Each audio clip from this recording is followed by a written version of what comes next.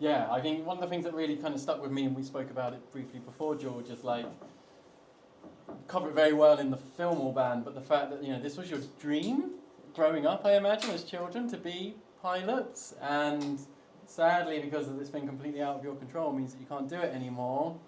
I know it kind of feels like a first world problem talking about it, but I'd just like to maybe hear a little bit more from you about, why you wanted to be a pilot as a child, and why you were so passionate about it. Maybe we can start with you, George.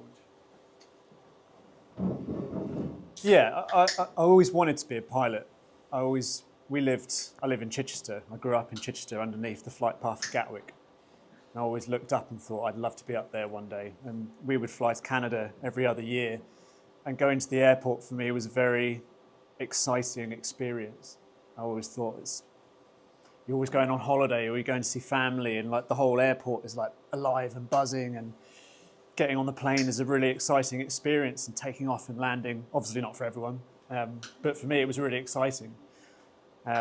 So the idea of like spending my whole life doing everything I could to get to that point, was a real privilege. Not everyone gets to do it. Only a small number of quite lucky, privileged people get to do it. So I was very lucky to do that.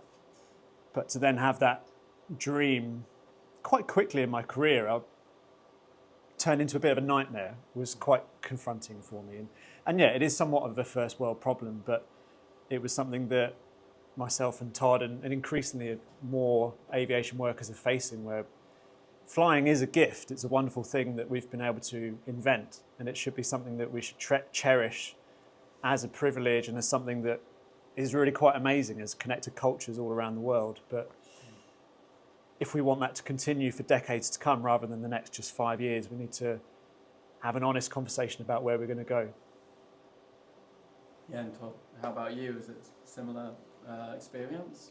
Well, firstly, shout out to my mum and dad, because they're actually in the audience, and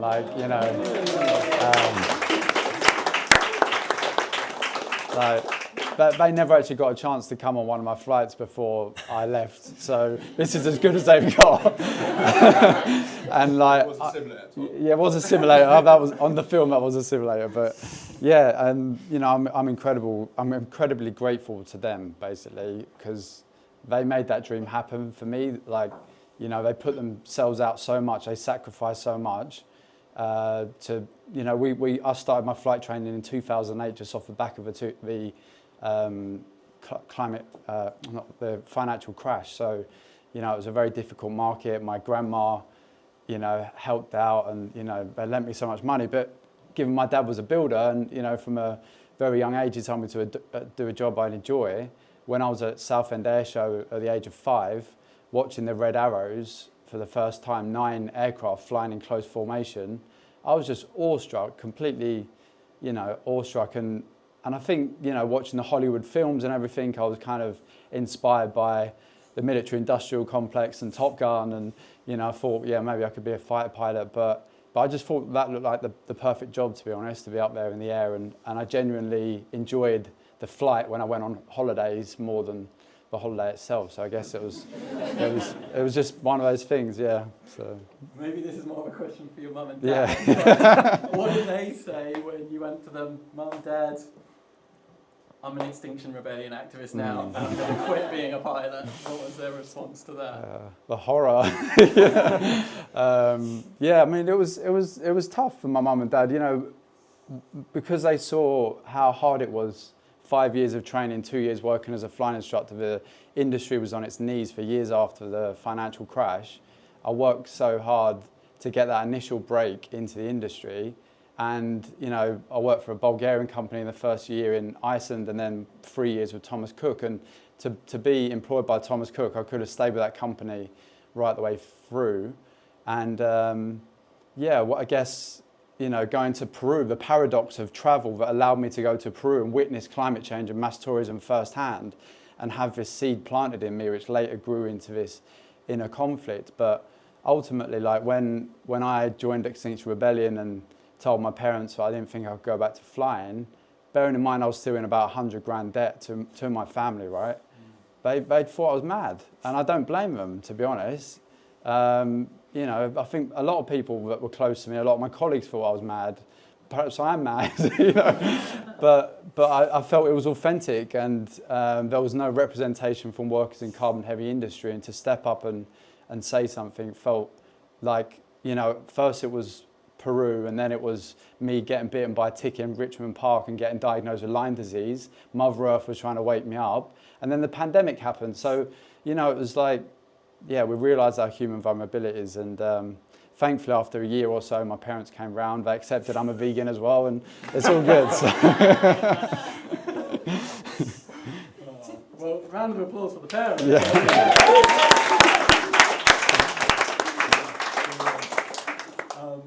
Orban, I guess this film is so different to Eve, or similar in many ways as well, but so different to Eve, I guess, in terms of like location and access, and I guess with this film it's a lot of filming after the fact, obviously filming in the simulator rather than filming in the actual air. Yeah, can you just talk a little bit about your experience making this film, and maybe a bit more about why you decided to make it as well? Well, as I mentioned previously, a guy called Nathan Grossman who was making a feature documentary called Climate and Therapy with climate scientists dealing with their anxiety as well. And while making that, he heard about George and safe landing, and heard that there was also pilots dealing with climate anxiety. So I think as a theme, he thought it was a very interesting subject. So he got in touch with me about the film and kind of put me in touch with George. And right from the beginning, I just think even just like the log line, like pilots dealing with climate anxiety, it's already like gets you thinking, like, you know, I think when you get on a plane, you don't think about pilots. So it's like to actually think of people who are in such responsible places in the public, but also seen as this kind of beacon, rather than kind of when people look at normal climate activists, often there's, you know, it can be, you know, potentially people can make up their own mind too quickly. But I think telling this perspective through people who've gone from the dream job to actually standing up and doing that really hard thing, which I think we all, I mean, that's where we came to the title Guilt Trip. It's more about, like, you know, I think we all know that flying isn't good, but we still want to do it because we want to go to nice places. So it's like I saw like the ability to tell like a quite a nuanced but story which audiences can feel as well, but also like learning about, you know, these guys' amazing story, which was the kind of the transition out. And then luckily, you know, the Guardian were interested from the very for 2 years, but they were just quite slow on coming on board. We had to kind of build a team, get all the access, really get a very clear vision of what it was going to be, and obviously because it was mainly, the story was in their stories, as you heard, so there wasn't much footage. So we kind of came up with the idea of shooting in the simulator, at least to kind of bring you into the plane, because I think that's what was missing from our, and I think it worked well, and yeah. Yeah, cut together really seamless. Yeah. I think as a filmmaker I could spot that was happening, but I bet some people didn't even think that it was in a simulator. Yeah. And I think the scene where you see the wildfires over Greece and hearing you talk about that is really powerful as well. You know, flying this big plane, 7 tons of fuel spilling out of it, and seeing the impact it's having is really powerful storytelling and imagery. Put people in the feeling rather than just talking about it. Totally, yeah. I'm going to ask you guys for questions very, very shortly, so get your best questions ready, please. But in the meantime, can you guys tell me a bit more about Safe Landing, the organisation that you started? Yeah, you kind of hear it in the film. The film sort of ends, and then we talk about the hope and what we're building, and that's something that we didn't really have time to cover in the film, because it's hard to tell, but the film sort of covers 4 years of our journey or my journey in particular, from EasyJet to Just Stop Oil with my arm in that lock-on tube, which was still strange to look back at, to be honest. And I still have the criminal record to back that up. Into Safe Landing. And in Safe Landing, it's been a really interesting journey, having a bunch of people from a climate activist background evolving what we're doing to try and bring those two experiences of aviation and a love of flying and a love of Mother Nature and our climate activism, and moulding them together. And something we're really focusing on now in Safe Landing is how do we transform the industry into something that works for everyone. It works for the planet, it works for people, it works for the workers. And using that expertise and experience that we have of being in the industry itself, trying to transform it by giving workers power over what happens to the industry moving forwards. Because for me, I wrote an article for The Guardian alongside this film, and the first paragraph I talked about, like, the industry doesn't have an emissions problem, in my opinion. I don't think that's the problem. The problem is a problem of power. Who has decisions over what direction in industry, in this case aviation, who has decision over which direction it goes? And what we say is that we should trust people. And if you give power to aviation workers, if you give power to regular people in things like citizens' assemblies, and in our case we're pioneering workers' assemblies, if you give workers good climate science, all the different pathways forwards and the different options, we can trust them to make common sense decisions. And we proved that just over a month ago. We held our second ever workers' assembly for aviation workers in London, where we created a vision for the future of aviation that works for planet, people and workers. And when you give people time and you give them the space, they think of a different future that actually works for everyone. So that's something we really want to do in Safe Landing, is give workers power, give them a say, because we can create an industry and a world that works for everyone. Brilliant. Nice. I think I'm going to move on to audience questions. So if anybody has a question, can you put your hand up, please? We've got two at the back. Let's go with Gwyl.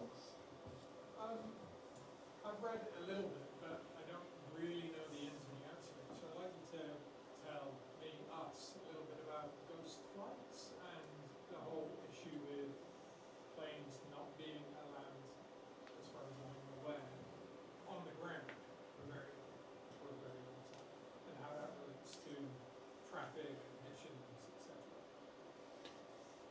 Yeah, so my little understanding, I'm not massively well read on this topic, but from what I understand, during the pandemic, for instance, when passengers obviously couldn't travel, what's most valuable to an airline is actually the slots at the airport.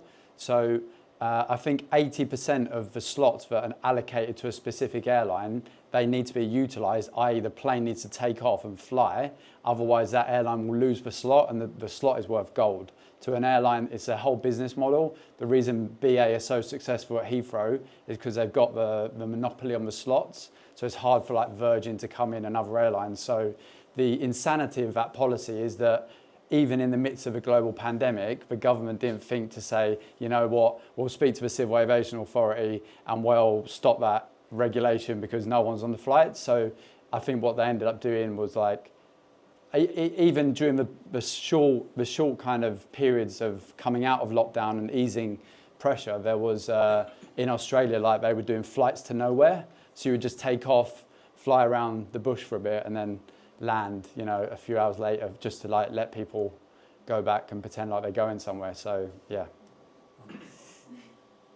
George, I think we spoke a little bit about, you know, the percentage of emissions, or how it's, I don't want to speak for you, but maybe it's quite insignificant, the emissions coming from ghost flights, I guess especially now that it's out of the pandemic. I think things like ghost flights and private jets are what people immediately think as the problem.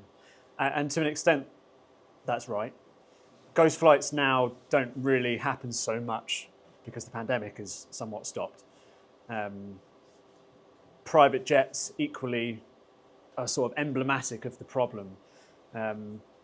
Like Taylor Swift has got something like a carbon footprint 600 times the average person or something. And I like her music, it's fine, but she should probably fly less. But private jets, they only make up 6% of emissions of the whole industry. Whilst that's a very small number of people that make up those emissions, it's still quite emblematic. So even if we got rid of private jets, we still need to deal with the remaining 94%. And that's something that we can easily forget. I was saying to Orban over dinner, it can be easy for everyone, even myself, to think, oh, I pollute a little bit, but there's always someone who pollutes just a bit more. And we kind of take ourselves out of that position and think, well, it's not me. And to an extent, actually, the majority of emissions are made up by still quite a small number of passengers. And we can reduce, I think it's 15% of passengers make up 70% of emissions. And that's not private jet users, that's people going on holiday 3, 4+ times a year.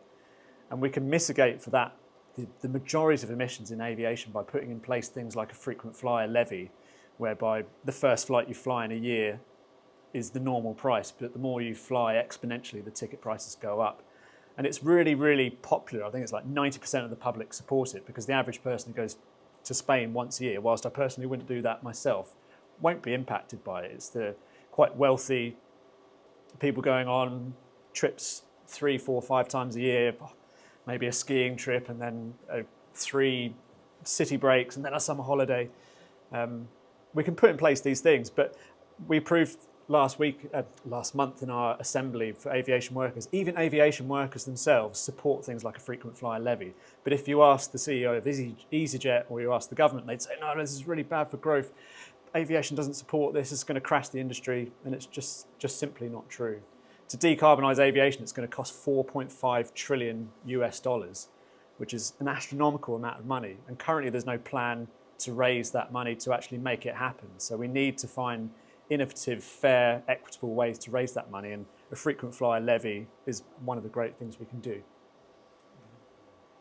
Another question? Yeah, one at the back there. Yeah, I just spoke to it a little bit there, but with regards to say planning and the work that you're doing and the sort of positive vision that you have for the industry, outside of potentially like the CEOs that you might have come across, how have you found the reception of potentially like people working in the sustainability space within aviation? How has that been, say, planning? Have you found people interested to collaborate or work together on potential solutions, even if it's not that revenue or different, are they very receptive to that?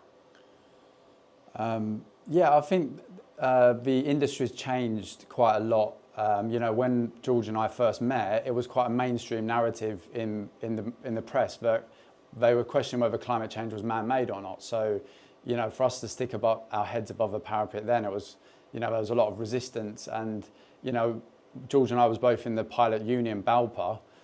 There was an environmental study group set up for volunteers. We were both in it, and I was expelled from the study group for talking about growth and like demand management. And now it's actually, people in that same union are recognising that we do need demand management. We do probably need policies like a tax, because jet fuel is entirely tax-free, and frequent flyer levies. In terms of like industry stakeholders, I think there's a lot of well-intentioned people within the various major airlines and companies that are becoming much more aware. There was an open letter that went round recently from key stakeholders in the industry.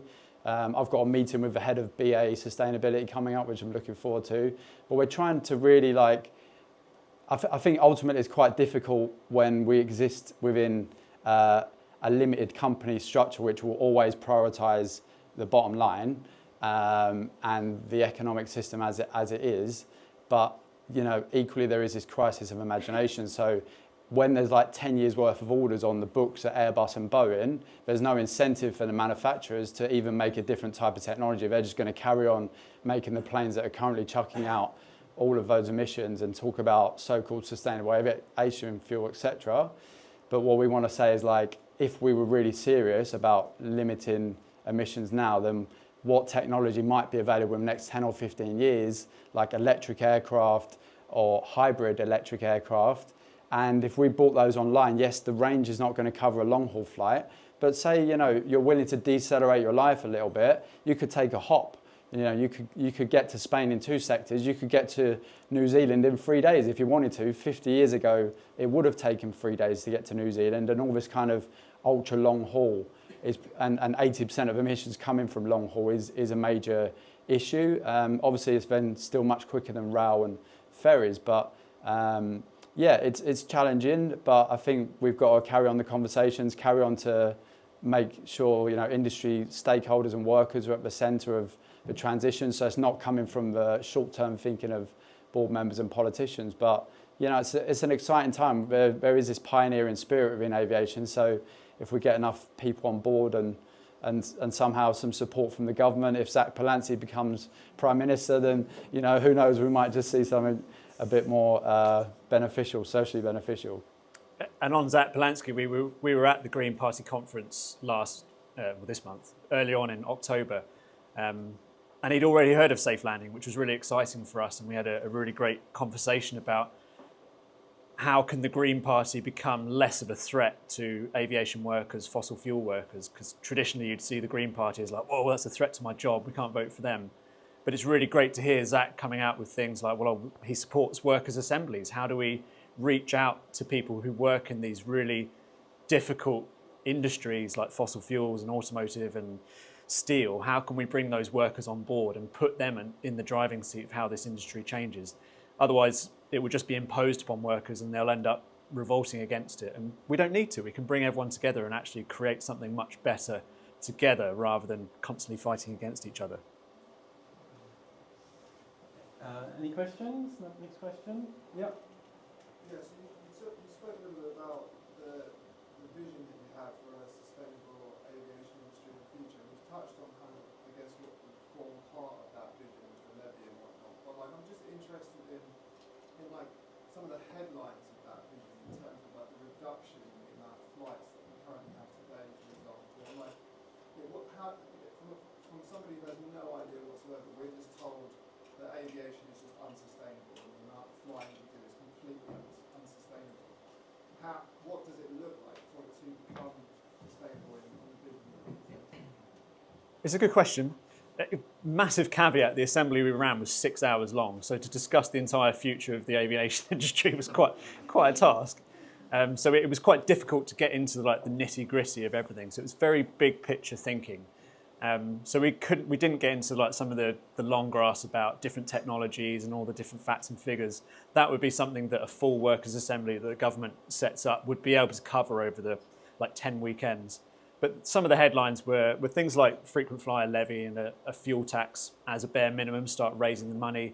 They saw a world where sustainability was like the norm. It wasn't something that was just like a little add-on on the end. It was part of every operation. Almost like there was a lot of like feeling that people wanted to feel proud of the industry. So it's quite difficult for me to tell you this is what it's going to look like because climate change is running away really fast. We don't know what the future's going to look like, but we can certainly set our sights really high and aim towards it. But aviation workers, the more we speak to, like they want to feel proud of what they're doing. They don't want to be making parts for F-35 bombers that drop bombs on Palestine. They don't want to be part of an industry that's part of the problem. They want to be proud of what they do. And the way we do that is give them power and give them a say. And I don't want to ever say to an aviation worker, this is what the future's going to look like, get used to it. I want to say to them, here's the microphone, what do you think, given the climate science, given the different pathways forward? Yeah, I mean, it's one thing we've often spoke about in safe landing is this analogy of like, when we get on that flight, when we've arrived at the gate and we're boarding the aircraft, we all want to get to our planned destination. But if at any point during that flight, the crew encountered a threat which was posing a safety issue to the flight, then without hesitation, the whole crew would work together effectively to change course and ensure a safe landing. So what we're seeing so far is sort of a lack of that different trajectory taking place. And yeah, I guess we just got I think from a passenger point of view, if you're not frequently flying, I think it's like 70% of emissions. I can't remember the stat now, but if you're taking less than 4 flights a year, then you could basically, if you just targeted the frequent flyers, that would basically ensure that the aviation industry was reducing its growth and it wasn't as harmful. So it's the vast majority of people are not actually causing most harm. If you've got a private jet or you're flying more than 5 times a year, you might want to start thinking about, is that flight necessary? But yeah, it's not about sort of passing on the guilt to the passengers. It is really, pushing for that systemic change, as George has alluded to. To just add on to that, we saw like my worst day at work with the wildfires, but one of my favourite days of work was actually during the pandemic when flights had really slowed down, and rather than the flying we do now, there was like a tenth of what was happening. And that's not what I'm saying the future should be. But usually when you go and set up the aircraft to start the day, you do the walk around, you check the wings are still attached and the wheels are still on. And it's really loud. And I used to wear like a pollution mask to try and block out all the fumes that were coming. But during the pandemic, it was super quiet. And I stepped outside the aircraft and I could hear birds, and there were like birds flying around. And one of the biggest threats to the flight were like foxes sleeping in the engines and like birds nesting in the engines. And I just thought, isn't this such a wonderful time. Oh yes, all right, the pandemic was crap in lots of ways. But that was such an interesting analogy to think, well, we don't have to have the amount of flying we have. We can actually enjoy our work and integrate nature within aviation. It doesn't have to be exactly like this. And that feeling I had, I would love to replicate in the future and create an industry that really works with nature and people. Beautiful. Love that. Another question? Yeah. You said that 70% of emissions come from frequent flyers and also long haul. You spoke about batteries maybe powering short haul. What do you think the solution is for long haul, rather than hoping the people who have the most money and influence choose to fly less when their lives are designed around that convenience? Is hydrogen as a long-term propulsion system, is it feasible? Will it come in time? Yeah, there is a lot of potential in hydrogen.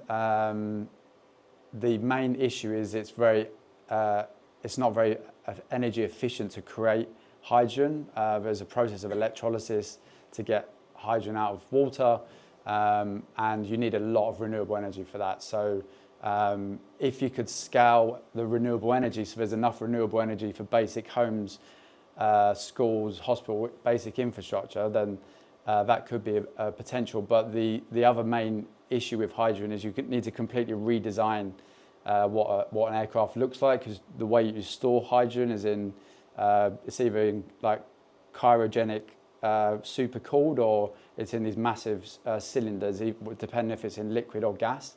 So the planes would look very different to be able to have enough passengers on board.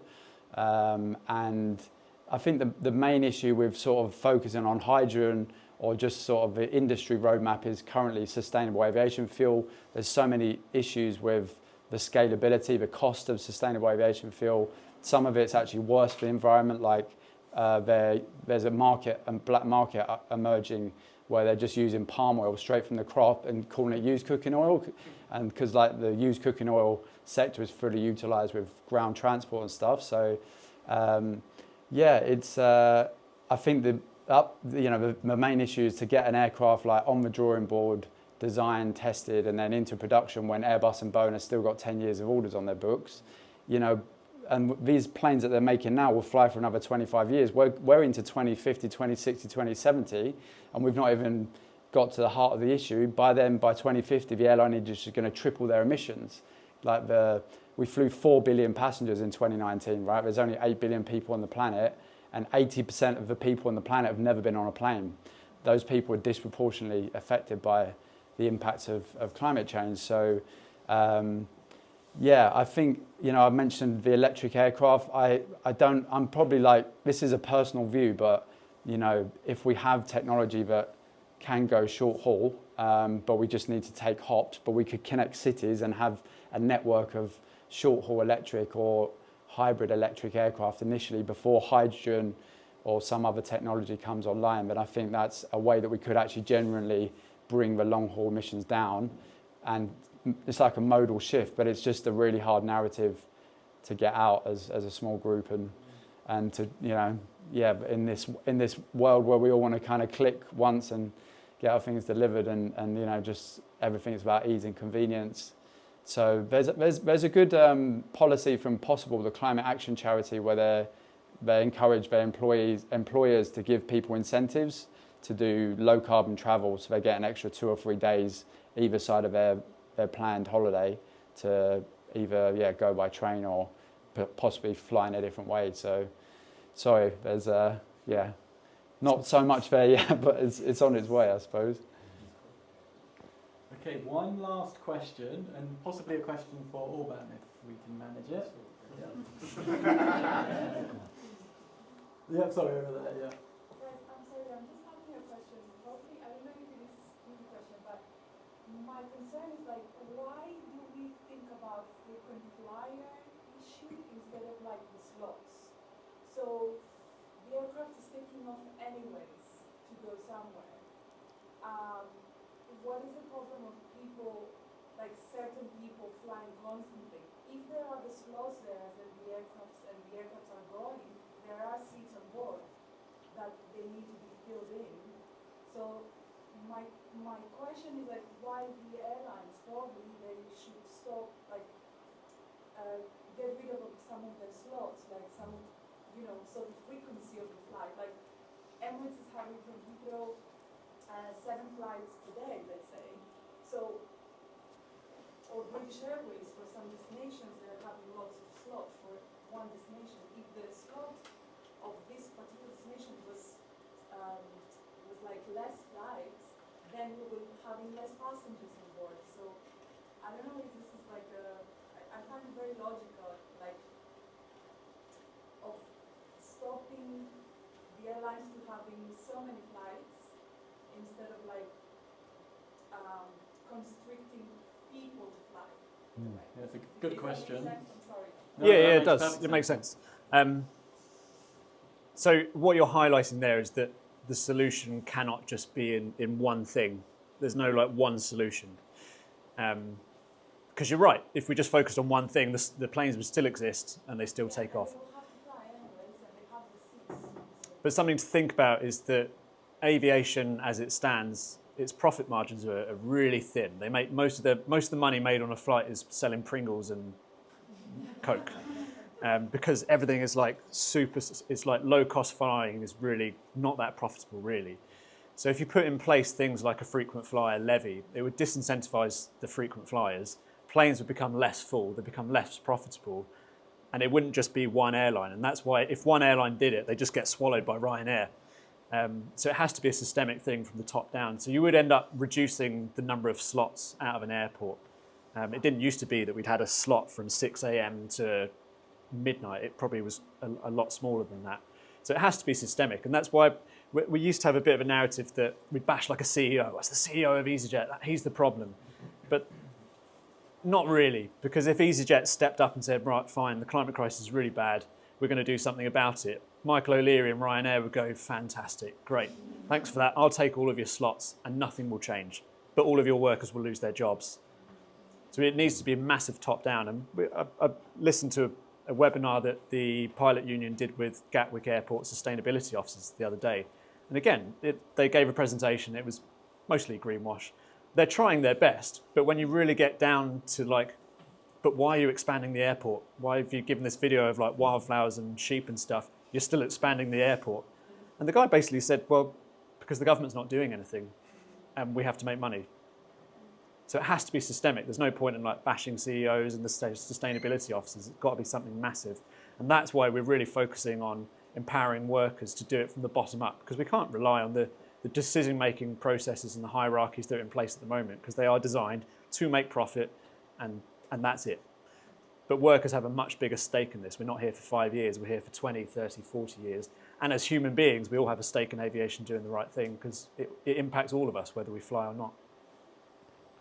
Brilliant. Okay, thank you for the questions there. Brilliant questions. Before we clap, Orban, can you just, if people want to share these films with their friends, where can they find them, and what else are you working on at the moment? We've covered it a bit already, but you can maybe remind everyone. Well, yeah, as you saw, that last film just went out on The Guardian about a couple of months ago, so you can find that on The Guardian video channel on YouTube, so you can see that there. Eve is also on The Guardian. And my website, Orban Wallace, has the rest of my films and another news story, and has information about upcoming Project Garland. And my next film's too long-winded to talk about, so I'll just leave it at that. But yeah, thanks for coming. Yeah, thank you. And keep an eye on what George... Oh, no, stop. Keep an eye on what George and Todd are doing, safelanding.org, to follow their incredible, important work. Just some really quick thank yous, and then I'll let you go grab a drink. They've got some snacks and stuff out there as well. I want to thank X and Y. This is a co-working space. This is where I work from. Really appreciate their support to put on this event. So Shukri, Bati, Simi and Ollie. Really want to say a big thank you to them. Planet Protection, who are sponsoring us, which again makes this event possible. For the longest time we were doing this without a sponsor and doing it for free. And it's impossible, like putting all this time in. Still not paying myself now, but at least we have budget to do some amazing Instagram ads to get people in without me bugging my friends all the time. To Bailey for like co-organising this event with me, who was here up on stage earlier. To Lou as well, who also came up with this idea with me for Earthflix and Chill.